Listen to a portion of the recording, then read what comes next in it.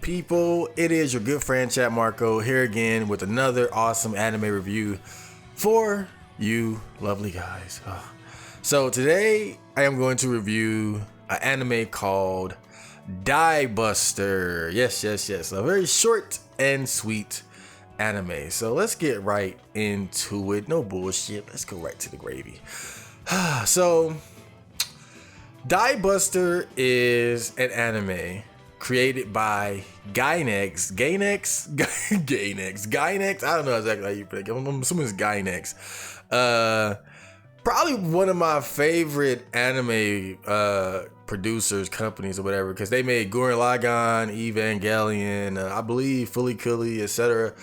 And Diebuster is a sort of I guess you could say a sequel to another anime called Gunbuster, which was created like years ago. I think like in the 80s or early 90s or something like that. Very old anime. I've seen that as well.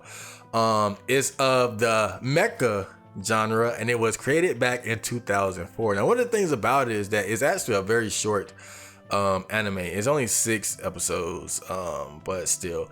Let's talk about the plot.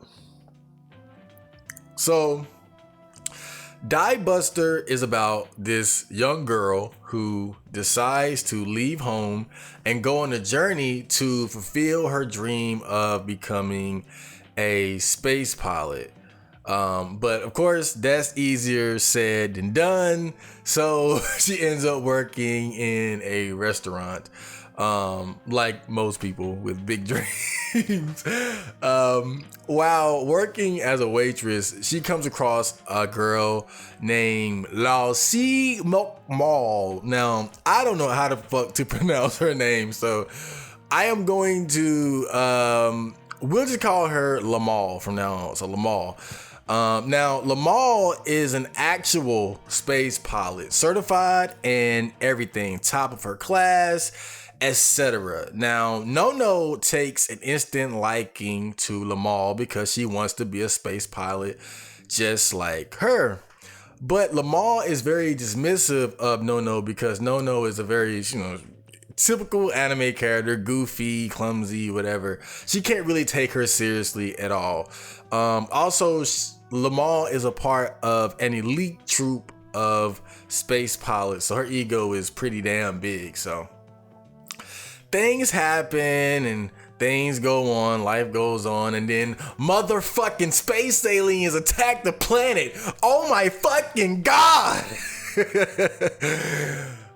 So naturally, as the case with most anime, shit hits the fan and either a giant robot or a boy with superpowers appears. And in the case of Diebuster, we have the introduction of a giant mech named Dick Snoof, who is piloted by the lovely Lamal. So Lamal and Dick Snoof engage the space alien in combat and have a pretty epic battle, to say the least. So No, on the other hand, she can't really do much. But when one of the locals gets trapped under the debris, No dives in to help her, saving the day. And then she gets smushed and taken into space where there is no oxygen and dies a horrible death. Rest in peace. No.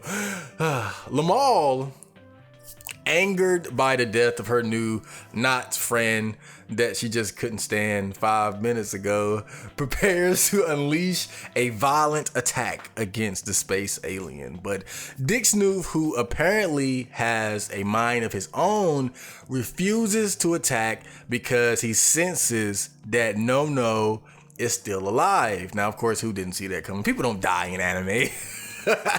Dragon Ball. So as it turns out, No is not your average girl. She survived being squashed and driven into space and is ready to kick butt. She powers up and delivers a devastating Inazuma kick. Inazuma kick. We gonna make her take some Reeboks to the space alien. Cracking is hard shell, allowing Lamal and Dick Snoof to finish the space alien off with the almighty Buster Beam.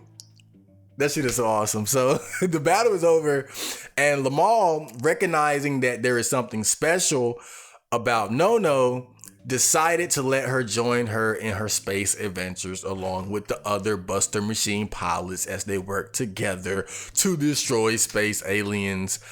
The end. So that was the gist of the plot. And it's pretty straightforward, pretty normal anime shit. You got giant mechs, you got space aliens, you got cute girls, you have hard work and guts, the typical things, the typical anime recipe. If nothing else, I gotta say this anime is it's so anime. And when I say it's so anime, what I mean is just it has all the typical tropes and cliches that you would expect to find in anime. It kind of reminds me of stuff like Needless or Kill la Kill, where it's pure anime. It's not like any type of deconstruction or like something that's deep and psychological. You won't find any of that shit here. This is pure anime, baby. So next I'm going to talk about the actual characters, so stay tuned. So let's talk about the lovely characters of Diebuster. So the main character of this anime is Nono. She's a cute, kawaii, bubbly, flimsy girl, but also she's fiercely determined and driven to accomplish her goals by any means. And honestly, she has your standard anime protagonist personality, goofy and blundering, but of course also hardworking and persistent with a heart of pure gold. She has a very strong attachment to Lamal because of how cool she is and her being a space pilot and all, but that's pretty much her only real friend. Obviously now she's not human, not a normal human. I don't want to go too much into detail, but she's quite the special one, to say the least.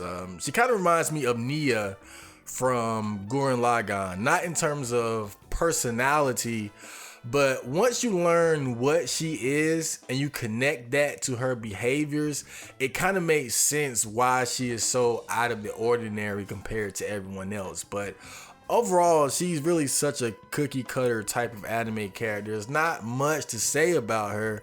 She's a fun, entertaining character who is, of course, immensely powerful, but just very, very generic, if you ask me. And next, we have Lamal.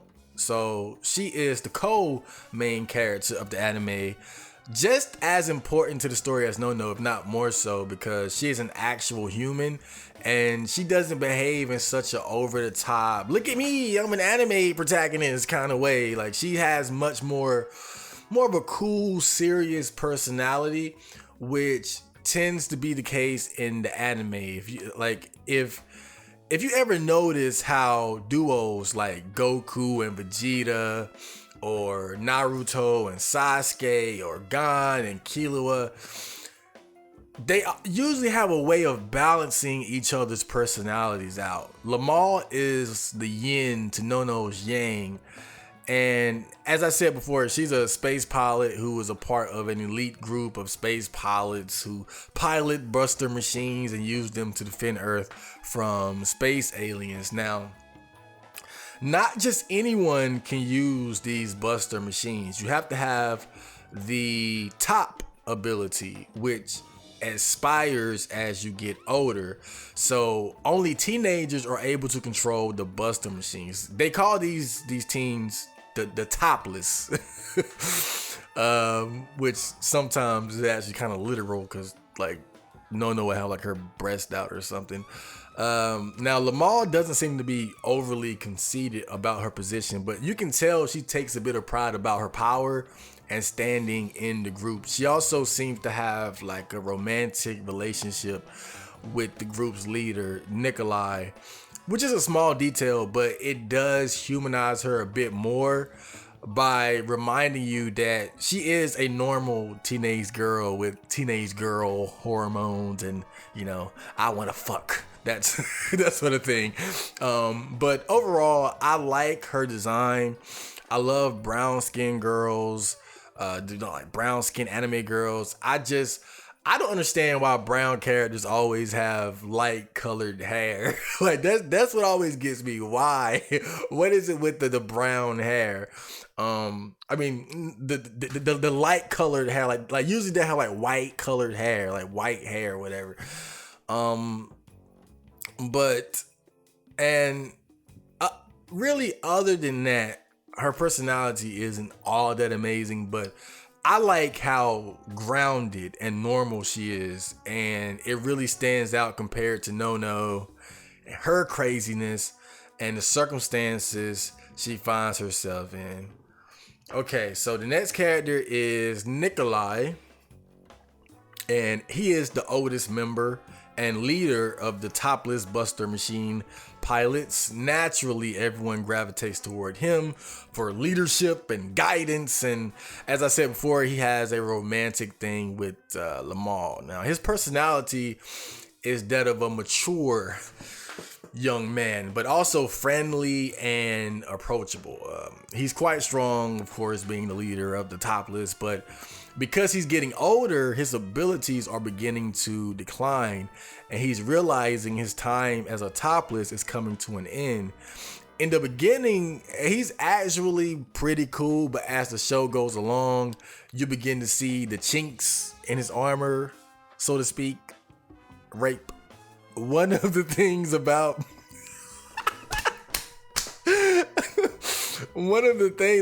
him though, and piloting a Buster Machine, is that the power it gives you is addicting. So some pilots have trouble letting go of that power, and yeah, that's all I have to say about that rape.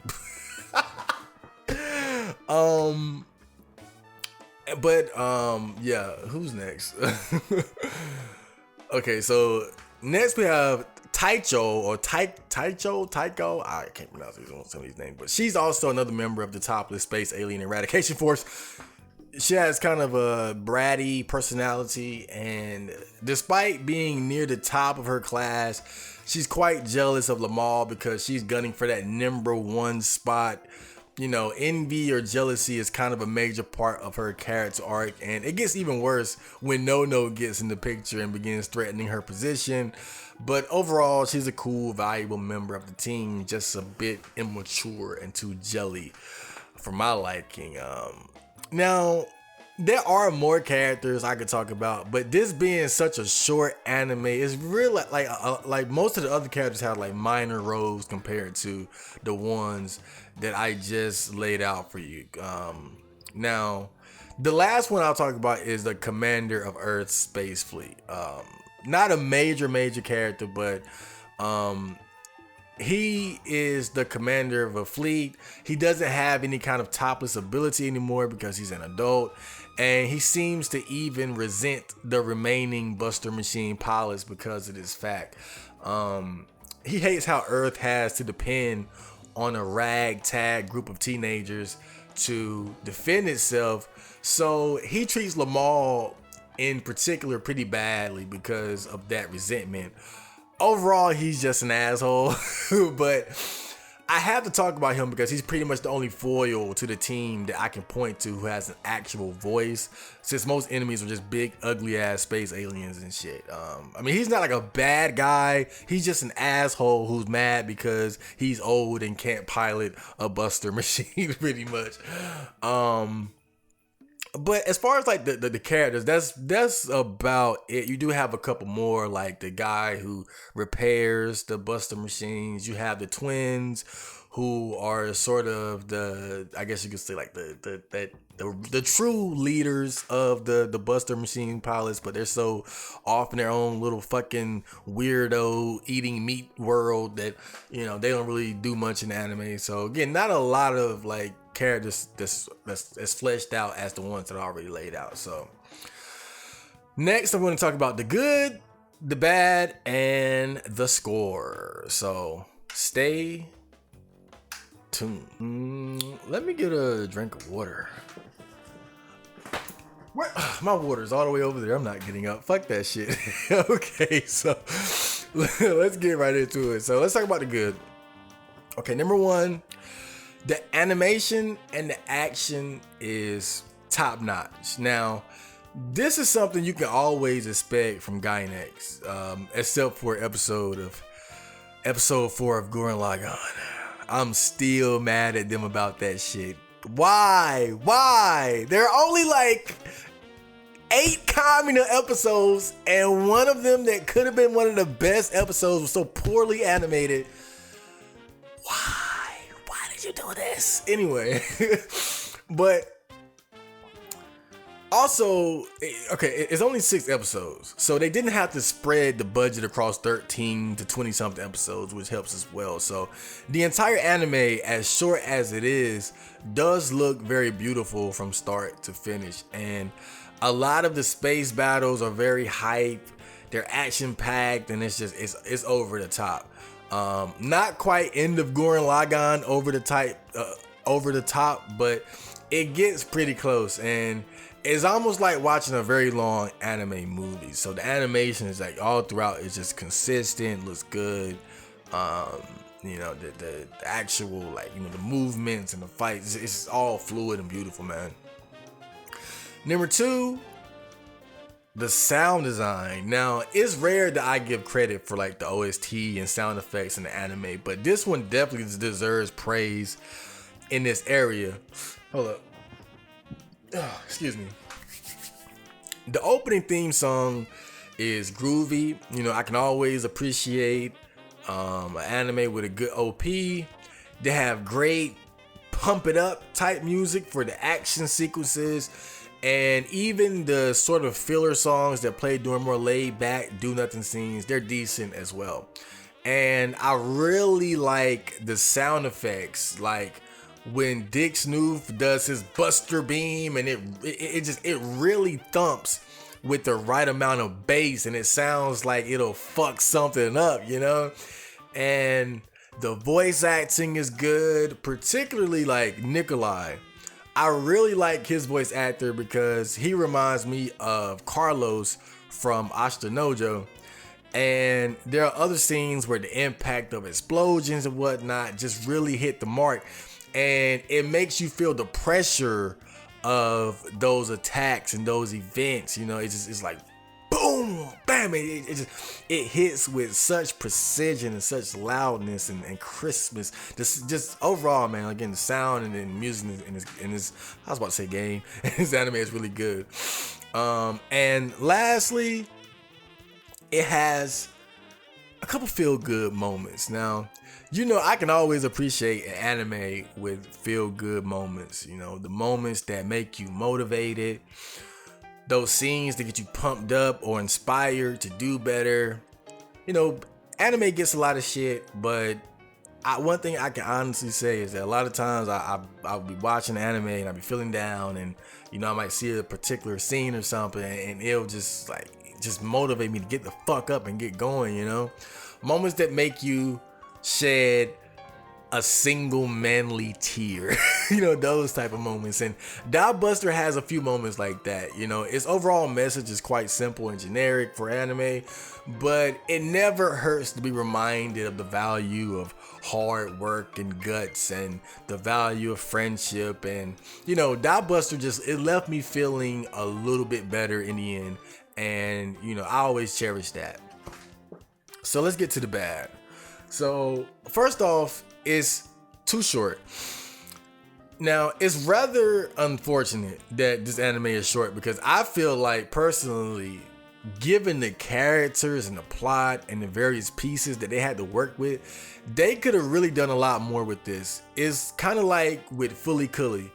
It just seems like it's over way too soon. And the problem with this is that, in a way, it feels like they didn't take full advantage of the characters and their potential and fleshing out the lore. It's good if you want a short and sweet anime to watch, but it does leave a bit to be desired. Secondly, it has a fairly weak plot. Now, probably the biggest issue with the anime is that the general plot is not very strong, and when you only have 6 episodes to work with, that sort of thing can happen, obviously. So even looking back at Fully Cooley, I'm gonna always use that as the example. You know, was it the plot that was so good, or was it just the colorful characters, its bizarre presentation, and the awesome action sequences? Like, let's be real. You know, something Evangelion is praised for is plot more than anything else. You know, you're not getting that here. You know, it's your very standard teenagers with superpowers fight space aliens and giant mechs and look cool and sexy while doing it. You know, with a slight character art sprinkled in and a motivational speech cherry on top, like that sort of shit. And once things start picking up towards the end, you know, maybe I'm just dumb, but at certain points I got kind of lost because it was all moving just so fucking fast. Like, here we got some twins. Where the fuck they come from? What is this meat? We going to Pluto. No, got a giant space alien worm. And No is a Super Saiyan. We're gonna crash the Earth into the alien. Like, shit just get so crazy so fast. And it's to the point where I feel like the action left the plot behind somewhere, you know? But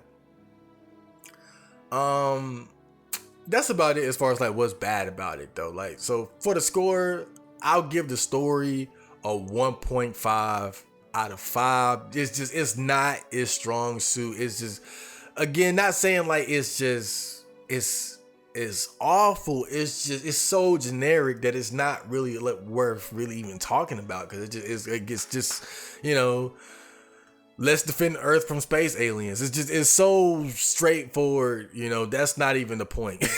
But where it shines is in the action, which I give it a 4 out of 5, because the action scenes are just, they're so well animated, and just the different attacks that the Buster machines use to defeat the aliens, and the overall conflicts and space battles and whatnot, they're just so dynamic and entertaining. That's why I give them a 4 out of 5 for the action. And the animation, the art style, got to give it a 3.5 out of 5, because it's very consistent overall, because again, it's only 6 episodes, so you can, you know, that's a lot, you know, that's not a lot of episodes you got to spread the budget across. So of course it looks good, you know, but it's not like, you got this is back in 2004. And it's not like it's pushing the boundaries on animation or nothing. It's overall good and consistent. The music and sound effects, I give it a 3.5 as well. They got good songs. The sound effects are good. A couple of voice actors really stand out that I like. Comedy, now, it is pretty lighthearted. There are several like a lot of like, you know, hijinks and stuff sprinkled in here and there. But I wouldn't say like it's like, oh, just it's so funny. Like, it definitely has comedy elements without a doubt, but it's not like it really hits. Like, honestly, I feel like something like Trigun, like even those like funny parts hit better than in this. But this does have, you know, a fair amount of comedy mashed into it. You know, it doesn't take itself too seriously. Ichi, gotta give it a 2.5 out of 5, because there are some nude scenes here and there where you see some breasts, you know, some B cups here and there. The girls are pretty cute and whatnot, but again, it's not like over the top sexual, but there are boobs. So overall, I give Diebuster a 7.5 out of 10. It's good for a short watch. You know, it's only 6 episodes. It's very easy to digest quickly and easily. It's fun. You know, just if you just got a fucking free afternoon, you can just easily download this or stream it or whatever and watch it. It's real quick. It's fun. You know, it's not a big deal. But I think, to me, what hurts it is just that it's so short, you know, and it doesn't. And I'm not saying that anime can't be good and short, because you look at something like Fully Cooley. I'm always going to use that as the comparison. But again, Fully Cooley, as short as it was, it brought so much bizarreness. Like, it was so unique that even though you wanted more, for what it was really something special. And Diebuster doesn't have that. I can't sit here and say that it's special. It's just that it's very anime. It's pure, just your giant robots, cute girls, over the top action, explosions, beams. Like, it's all the anime shit in a short, compressed package, very like high production value package, but it's not special like Fully Cooley was. And so that's why I give it a 7.5. Had it been longer and more fleshed out, without a doubt, it would have had the potential to reach up to like a 8.5 to even a 9. But because it's so short and it's so generic, I only can give it a 7.5. But, you know, don't let that deter you, because really, because of how short it is, I would definitely recommend it to anyone that's a fan of anime. It's not breaking the mold or pushing the boundaries. It's fun anime shit, which is always good. So that's my review for Diebuster. I hope you guys enjoyed it. I'm thinking about doing JoJo's